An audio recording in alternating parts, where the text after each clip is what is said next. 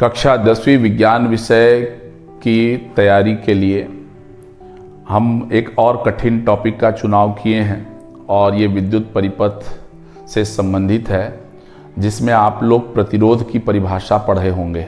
प्रतिरोध मतलब किसी तार के सिरों पर जब विभवांतर आरोपित करते हैं तो बहने वाली धारा के मार्ग में जो रुकावट चालक पदार्थ के द्वारा डाला जाता है उसी को हम लोग प्रतिरोध कहते हैं।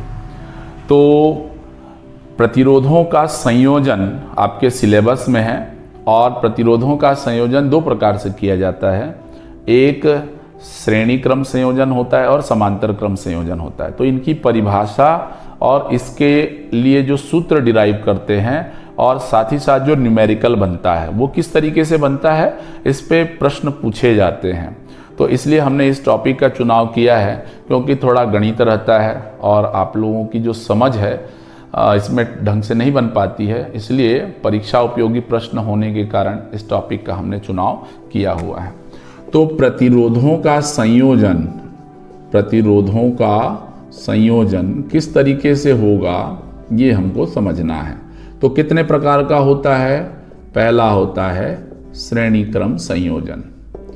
अब इसकी परिभाषा भी हमको समझनी है। और दूसरा होता है हमारा समांतर क्रम संयोजन। ये दोनों में सूत्र निकालना है परिणामी प्रतिरोध का और उस पर आधारित कुछ न्यूमेरिकल करने हैं। तो श्रेणी क्रम संयोजन किसे कहा जाता है? आप लोगों को पता होगा कि जो प्रतिरोध होता है उसका संकेत चिन्ह इस तरीके से होता है। ये हमारा प्रतिरोध है जिसे कैपिटल R से प्रदर्शित किया जाता है। तो श्रेणी क्रम में जोड़ना कब कहेंगे? श्रेणी क्रम आप लोग मानव श्रृंखला बनाते होंगे। तो मानव श्रृंखला कैसे बनाते हैं? आपने देखा होगा कि ऐसा करके जो है आपके साथी लोग इस तरीके से एक दूसरे के हाथ को जो है पकड़ के ऐसा खड़े हो जाते हैं, है ना। तो वही हमारा ये श्रृंखला, तो ये उसका ये इसका हाथ पकड़ेगा, है ना, इसका हाथ ये पकड़ेगा। तो इस प्रकार की जो श्रृंखला रहती है उसको हम लोग बोलते हैं श्रेणी क्रम बनना। मानव श्रृंखला बनाते हैं आप लोग। तो हम यहाँ पर मानव नहीं रखेंगे, हमको प्रतिरोध का करना है। तो मान लीजिए मेरे पास ये एक प्रतिरोध हो गया और इसका प्रतिरोध का मान R1 बोला। फिर मैंने दूसरा प्रतिरोध लिया, है ना, इसको मैंने R2 बोला और ऐसे ही करके जो है हम इसको लेते हैं तीसरा। 3 ठोक को जोड़ा हूं। श्रद्धा अनुसार इसको और आप जोड़ सकते हैं और इनका जो परिणामी निकालना है उसको हम लोग जो है निकालना सीखेंगे कैसे रहेगा। तो मान लीजिए इनके सिरों पर आरोपित विभवांतर जो है 5 वोल्ट या कोई एक भी विभवांतर आरोपित करते हैं।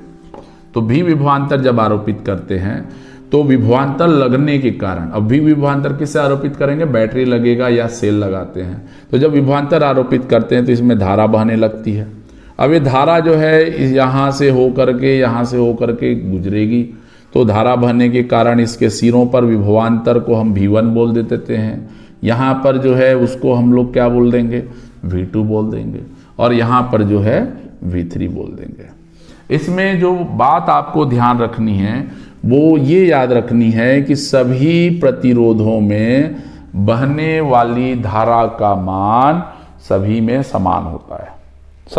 सभी में धारा जो है समान बहती है। तो ये सब में समान बहेगा श्रेणी क्रम संयोजन में। और इनके सिरों पर जो विभवांतर रहता है V, सब में अलग अलग रहता है। ये हमारी खासियत होती है श्रेणी क्रम संयोजन की। तो जब हम इनके सिरों पर विभवांतर आरोपित करते हैं तो R1 के सिरों पर जो विभवांतर होगा, समांतर क्रम संयोजन को इसके बाद हम लेंगे। तो जब हम R1 के सिरों पर विभवांतर देखेंगे तो R1 के सिरों पर विभवांतर ये कितना हो जाएगा? V1 बराबर R1I। ठीक है। इसी प्रकार से R2 के सिरों पर विभवांतर कितना हो जाएगा? R2I। ऐसा ही R3 के सिरों पर विभवांतर कितना हो जाएगा? V3 बराबर R3I। अब भाई मैं यहाँ पर V वोल्टेज अप्लाई किया हूँ जो कि इन्हीं 3 हिस्से में डिस्ट्रीब्यूट हो रहा है ना, इन्हीं 3 सिरों पर विभाजित हो रहा है। इसलिए हम लिख सकते हैं कि V बराबर V1 plus V2 plus V3। इसमें इन मानों को रख दीजिए तो आपको मिल जाएगा R1i plus R2i plus R3i, this is equal to V। तो कॉमन जो निकल रहा है वो हमारा I निकल रहा है, I बाहर निकल रहा है, ये हो गया V।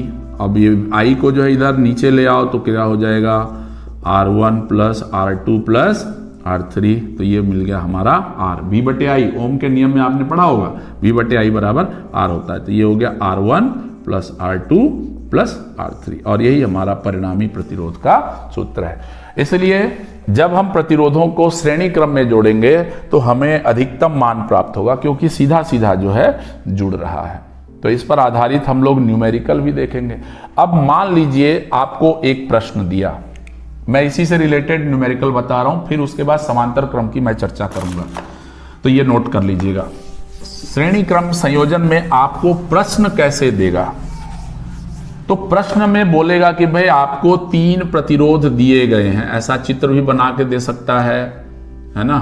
ये ऐसा चित्र बना दिया, बोला कि इसका मान 2 ओम है, इसका मान जो है बोला 3 ओम है, इसका मान बोला 4 ओम है ना। और बोला कि भाई इसके सिरों पर परिणामी विभवांतर ज्ञात की, परिणामी प्रतिरोध ज्ञात कीजिए। तो परिणामी प्रतिरोध ज्ञात करने के लिए हमने देख लिया कि भाई ये और ये कैसे जुड़े हैं, श्रेणी क्रम में जुड़े हुए हैं। तो श्रेणी क्रम के लिए हमारे पास सूत्र क्या होता है, R1 plus R2 plus R3। अब यहां सूत्र में मान दिया हुआ है, परंतु R1 का मान कितना दिया, 2 ओम, ये ओम मात्रक है ना प्रतिरोध का, याद रखना। दूसरा क्या दिया, 3 ओम दिया, और तीसरा क्या दिया, 4 ओम दिया। तो इसलिए सबका मान रख दो यहां पर, तो 2 धन 3 धन 4 ओम, तो कितना हो गया, 2 3 5 4 9 ओम। ये आंसर आ गया, 2 नंबर का बन गया। आसानी से आप इसको सॉल्व कर सकते हैं, कॉन्सेप्ट आपका क्लियर होना चाहिए। तो ये हो गया हमारा किससे रिलेटेड, श्रेणी क्रम संयोजन से। इसका परिभाषा भी पूछेगा तो भी आपको बनाते बनना चाहिए कि जब प्रतिरोधों को 2 या 2 से अधिक प्रतिरोध रहेंगे तो उनको हम इस प्रकार से जोड़ें कि पहले प्रतिरोध का दूसरा सिरा दूसरे प्रतिरोध के पहले सिरे से और तीसरा प्रतिरोध का पहला सिरा जुड़े, तो इसको हम बोलते हैं श्रेणी क्रम संयोजन। तो इसका परिभाषा भी दीजिएगा और परिणामी प्रतिरोध का मान ये होता है। अब आ जाते हैं समांतर क्रम संयोजन में परिणामी प्रतिरोध का मान क्या होगा। तो समांतर क्रम संयोजन क्या होता है ये आपको समझना है। तो समांतर क्रम संयोजन का मतलब होता है जब प्रतिरोधों के सभी प्रतिरोधों के पहले सिरे को एक बिंदु से जोड़ दिया जाए और दूसरे सिरे को किसी दूसरे बिंदु से जोड़ दिया जाए, तो इस प्रकार का जो संयोजन होता है इसको हम लोग बोलते हैं समांतर क्रम संयोजन। इसके सिरों पर यदि हम भी विभवांतर आरोपित करते हैं, सेल के माध्यम से, बैटरी के माध्यम से भी विभवांतर आरोपित किया, तो इसमें मुख्य धारा I बहेगी। अब ये मुख्य धारा है ना, तो इसमें धारा बदल जाती है, ये धारा जो है बट जाती है, बदल नहीं जाती, बट जाती है। तो मान लीजिए R1 से होकर बहने वाली धारा I1 है, इससे होकर बहने वाली धारा जो है उसको हम लोग I2 बोल देते हैं, यहां लिख देता हूं मैं। और इसमें बहने वाली R3 से होकर बहने वाली धारा को मैंने क्या लिख दिया, I3 लिख दिया। तो इस प्रकार से ये जो धारा है वो बंट रही है यहां, जबकि मैंने श्रेणी क्रम में आपको क्या बोला था, धारा सब में बराबर बहती है, लेकिन समांतर क्रम में I जो है सबके लिए अलग अलग होगा और विभवांतर दोनों के लिए बराबर है, तो V जो है हमारा सब में समान रहेगा। तो क्लियरली जो धारा बंट रही है वो इन धाराओं के योगफल के बराबर होगा। तो यहां पर हमको सूत्र प्राप्त करना है। तो जब वोल्टेज आरोपित किया जाता है तो इसके सिरों से होकर बहने वाली जो धारा होगी, अब जो वोल्टेज है ना वो वोल्टेज सबके लिए बराबर रहेगा, कितना रहेगा, V रहेगा। तो आइए इसका फार्मूला हम लोग निकालते हैं। तो R1 से होकर बहने वाली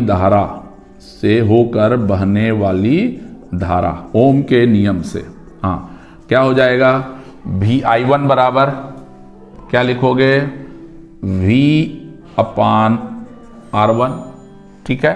इसी प्रकार R2 से होकर बहने वाली धारा कितनी हो जाएगी, I2 is equal to V/R2। ऐसे ही R3 से होकर बहने वाली धारा कितनी हो जाएगी, I3 is equal to V/R3।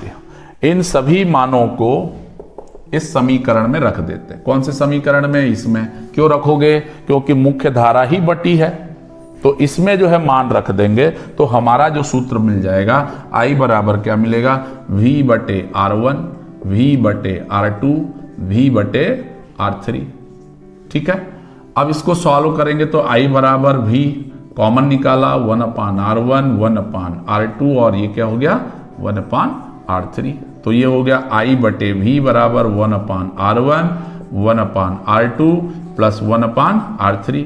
अब ओम के नियम में पढ़ा है, क्या पढ़ा है, परंतु ओम के नियम से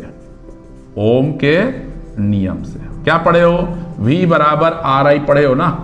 अब V बराबर RI पढ़े हो तो यहां पर I/V का मान कितना हो जाएगा, तो I/V माने R ही के बराबर होगा, देख लो, है ना। I/V माने 1/R के बराबर हो जाएगा। तो हमारा जो सूत्र मिलेगा वो मिल जाएगा 1/R is equal to 1/R1 plus 1/R2 plus 1/R3।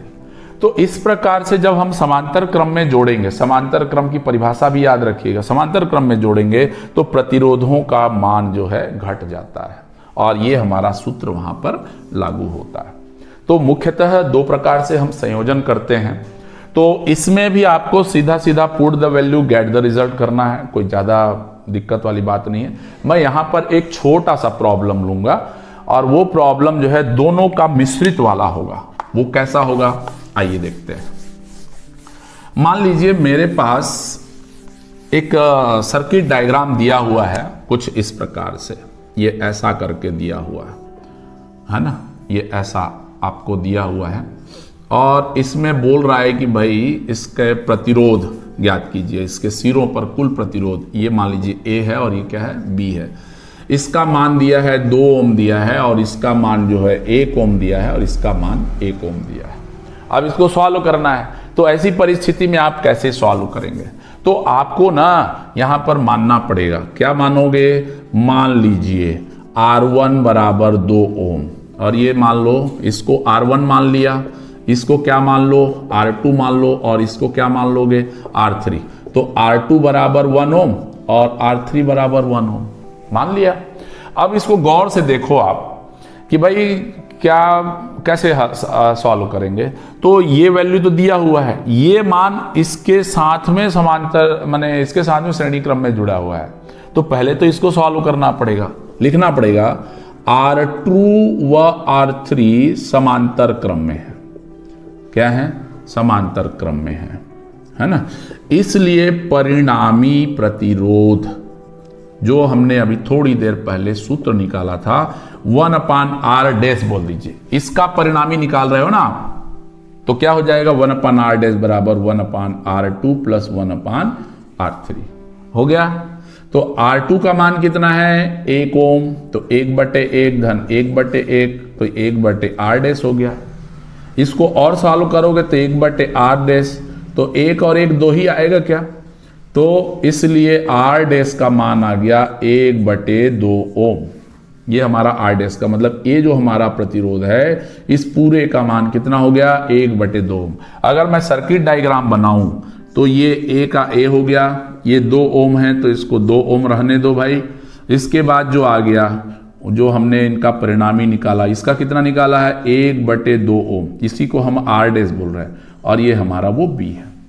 ये दोनों को मिला के जो वैल्यू मिला था ये हो गया। अब ये देखो दोनों कैसे जुड़े हैं, है ना, ये दोनों, ये हमारा R2 है ना, तो इसके बाद फिर लिखना पड़ेगा R2 व R डैश, ये किस में जुड़े हुए हैं, श्रेणी क्रम में, श्रेणी क्रम में है। तो इसलिए परिणामी प्रतिरोध ये क्या हो जाएगा, ये मान लीजिए R बराबर R2 प्लस R डैश। तो R2 प्लस R डैश, तो R2 का मान कितना है भाई 2 ओम, इसका मान कितना है 1/2 ओम। तो हमको परिणामी रिजल्ट जो है मिल जाएगा 2 दूनी 4, 4 और 1 5। तो ये मैं लिख दे रहा हूं यहां पर 5/2 ओम आपका इसका सूत्र का परिणामी प्रतिरोध जो मिलेगा R के सिरों पर, इनका जो रिजल्टेंट मिलेगा वो कितना मिल रहा है 5/2 ओम, दैट इज 2.5 ओम। तो इस तरीके से छोटे छोटे प्रश्न आते हैं, ज्यादा घबराने की जरूरत नहीं है, बस प्रैक्टिस करिए, आपका प्रॉब्लम जो है सॉल्व हो जाएगा। उम्मीद है प्रतिरोधों के श्रेणी क्रम संयोजन की परिभाषा, प्रतिरोधों के समांतर क्रम संयोजन की परिभाषा, उस पर आधारित न्यूमेरिकल आप लोगों को समझ में आया होगा। किसी प्रकार की दिक्कत होगी तो आप कमेंट बॉक्स में जरूर कमेंट करिएगा। धन्यवाद। जय हिंद।